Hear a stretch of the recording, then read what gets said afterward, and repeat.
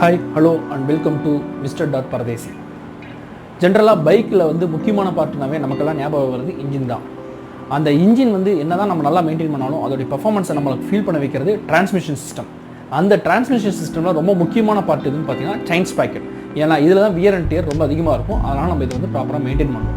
இந்த செயின் ஸ்பாக்கெட்டை ப்ராப்பராக மெயின்டைன் பண்ணுறதுக்கு நம்ம ஊரில் மேஜராக யூஸ் பண்ணக்கூடிய 3 பொருள் எதுன்னு பார்த்தீங்கன்னா, ஒன்று கெரோசின், ரெண்டாவது மோட்டாலில் வரக்கூடிய செயின் கிளீனர், மூணாவது WD40 சொல்லக்கூடிய இன்னொரு கிளீனர். இந்த 3 கிளீனர் தான் பேசிக்காக நம்ம ஊருங்களில் நிறைய டைம் செயின் கிளீனிங்காக நம்ம யூஸ் பண்ணுறது. இந்த 3 எது பெஸ்ட்டு, இதில் ஒன்றுக்கு ஒன்று என்னென்ன டிஃப்ரென்ஸ், எந்தெந்த சூழ்நிலையில் எது யூஸ் பண்ணால் நல்லாயிருக்கும் அப்படிங்கிறது தான் இந்த வீடியோவில் நம்ம பார்க்க போகிறோம். வாங்க வீடியோக்குள்ளே போகலாம்.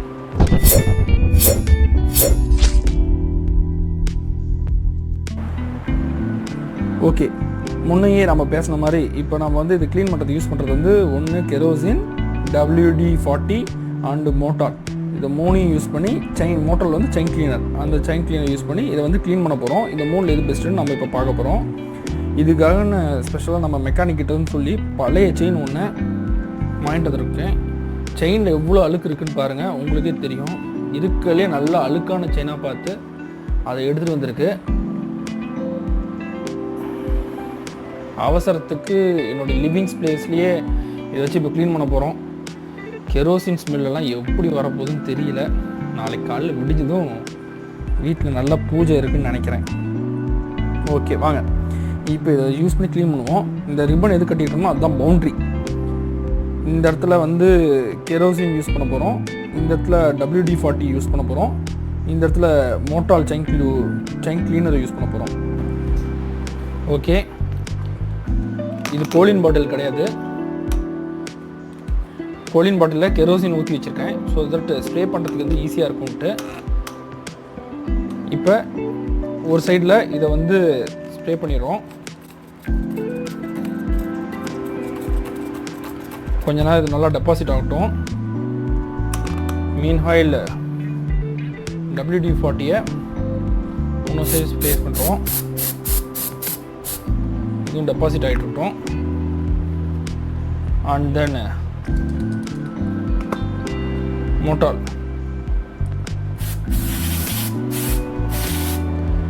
ஸ்ப்ரே பண்ணுறப்ப மோட்டால் வந்து நல்லா ஜெட்டு மாதிரி ஸ்ப்ரே ஆகுது.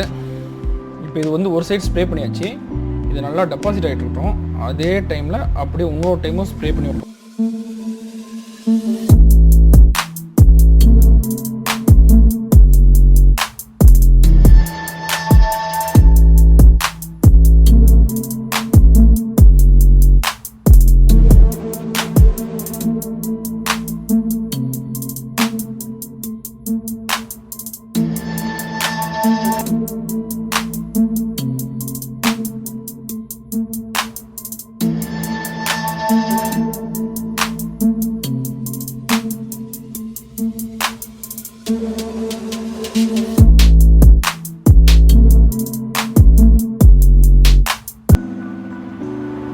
நல்லா செடிமெண்ட் ஆகட்டும். அழுக்கெல்லாம் கீழே விட்டுட்டோம். ஒட்டினதுக்கப்புறம் நம்ம பார்க்குறப்ப நல்ல ரிசல்ட் தெரியும். ஓகே, இப்போ எல்லாத்தையும் வந்து ஸ்ப்ரே பண்ணி முடிச்சதுக்கப்புறம் நல்லா செடிமெண்ட் ஆகிடுச்சு. செடிமெண்ட் ஆனதுக்கப்புறம் ஒவ்வொன்றையும் எவ்வளோ அழுக்கு இருக்குன்னு டெபாசிட் ஆகிருக்குன்னு பாருங்கள். இது வந்து கீழே வந்து வெளியே தள்ளியிருக்கு அழுக்கு. ஜஸ்ட்டு ஸ்ப்ரே மட்டும் பண்ணப்போ எவ்வளோ தள்ளியிருக்கு, அண்ட் தென் ப்ரஷ் பண்ணப்போ எவ்வளோ தள்ளியிருக்கு, செகண்ட் டைம் ப்ரஷ் பண்ணப்போ எப்படி தள்ளியிருக்கு அப்படிங்கிறது வந்து கம்பேரிஷனுக்காக இது போட்டிருக்கோம். அதே மாதிரி WD இது, அண்ட் தென் மோட்டால் இது. ஓகேங்களா, இப்போ செயினை பார்ப்போம். இது வந்து கெரோசின் யூஸ் பண்ணி க்ளீன் பண்ணது. ஓகே, இது WD and then this is மோட்டால்.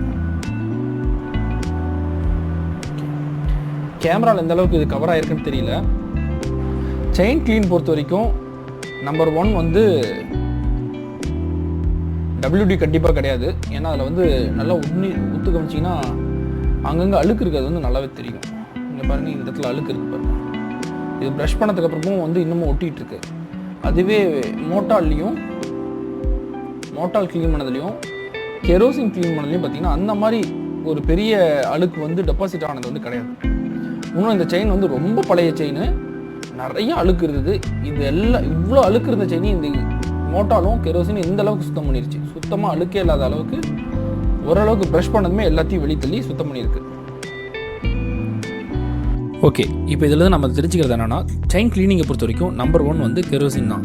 Kerosene வந்து ரேட் வைஸாக கம்மி, செயினையும் வந்து ஃபுல்லாக க்ளீன் பண்ணி விட்டுருச்சு. நம்பர் 2 க்ளீனிங்கில் வந்து எதுன்னு பார்த்தோம்னா மோட்டால் செயின் கிளீனர். அதுக்கு அடுத்தது தான் வந்து WD40. இப்போ இது 3லையும் வந்து எது பெஸ்ட்டுன்னு தெரிஞ்சிருச்சு. ஆனால் இதில் ஒரு சின்ன சிக்கல் இருக்குது. கெரோசின் வந்து யூஸ் பண்ணுறப்ப செயினை வந்து ஃபுல்லாக க்ளீன் பண்ணிருச்சு. இப்போ செயின் வந்து கம்ப்ளீட்லி எக்ஸ்போஸ்ட். அதில் வந்து லூப் அப்படிங்கிற விஷயமே கிடையாது, டூப்ளிகேஷனே கிடையாது. இப்போ வந்து நம்ம என்ன பண்ணணும்னா கண்டிப்பாக லூப் வந்து யூஸ் பண்ணி ஆகணும் கெரோசினை பொறுத்த வரைக்கும். ஆனால் கெரோசின் ப்ரஷ் யூஸ் பண்ணி க்ளீன் பண்ணதுக்கப்புறம் தான் நல்லா சுத்தம் பண்ணிச்சு. அதனால் வீட்டில் வச்சு க்ளீன் பண்ணுறப்ப நம்ம கெரோசின் வந்து ப்ரிஃபர் பண்ணலாம். ஏன்னா நம்ம ப்ரஷ் பண்ணுறதுக்கு வந்து ஈஸியாக இருக்கும். அதுவே ஒரு ஹைவேஸில் போயிட்டுருக்கோம், ஒரு ட்ரிப்புக்கு நடுவில் இருக்கும், அப்போ க்ளீன் பண்ணணும் அப்படின்னா மோட்டால் போகிறது பெட்டராக இருக்கும். ஏன்னா மோட்டால் வந்து ஸ்ப்ரே பண்ணதும் ஜஸ்ட் ஒரு டைம் ரன் பண்ணி விட்டோம்னா, செயினை வந்து ரன் பண்ணி விட்டோம்னாவே அதில் இருக்கக்கூடிய அழுக்கெல்லாம் கீழே கொட்டிடுது. அதுக்கப்புறம் அது வந்து லூப் பண்ணிக்கலாம். கம்பேர்ட் டு கெரோசின் அண்ட் மோட்டால் இது ரெண்டுமே வந்து செயினை வந்து ஃபுல்லாக க்ளீன் பண்ணிடும். அதனால் லூப் வந்து கம்பல்சரி தேவை. பட் WD வந்து மேலே இருக்கக்கூடிய அழுக்கை மட்டும் ரிமூவ் பண்ணிடுது. பட் லூப்ரிகேஷன் வந்து கொஞ்சமாச்சும் தங்க விடுது. அதனால் சப்போஸ் நமக்கு ட்ரிப்பில் வந்து லூப் எதுவுமே இல்லை நம்மக்கிட்ட அப்படின்னா WD40 மட்டும் ஸ்ப்ரே பண்ணி கொஞ்சம் நாளைக்கு அல்லது கொஞ்சம் நேரத்துக்கு அதை யூஸ் பண்ணி நம்ம ரைட் பண்ணிக்கலாம். திரும்ப நமக்கு லூப் கிடைக்கிறப்ப லூப் பண்ணிக்கிறது பெட்டராக இருக்கும். So number 1 is kerosene, number 2 is மோட்டால் அண்ட் நம்பர் 3 இஸ் WD40.